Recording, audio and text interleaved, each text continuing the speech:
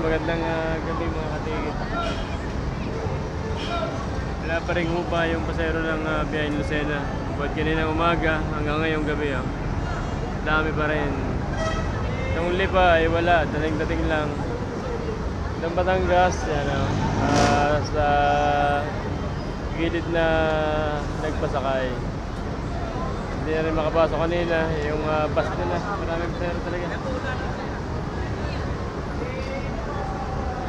Yan ang sitwasyon dito sa DLDV Terminal, Buendia, yan, daming pasero.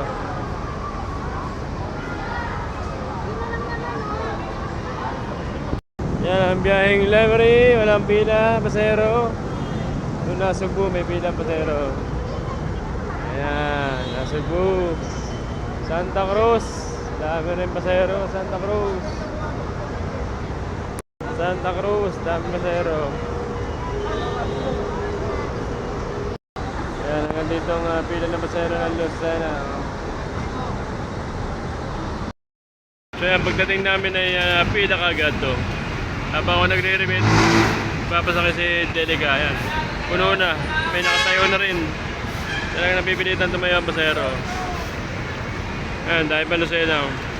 Ayan, halos di na kami makakain sa dami ng pasero. Hindi na makakain ng mga driver, conductor. Ayan, nasugpo Santa Cruz, walang bus. So,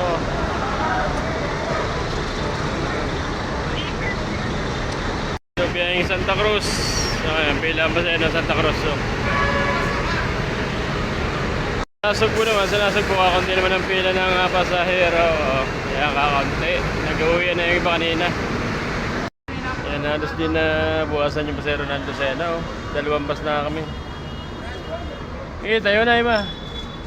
Yan.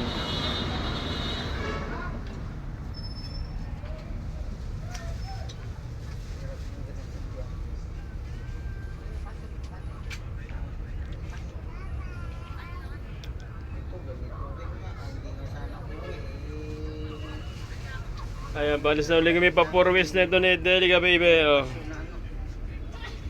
Papurwis na namin.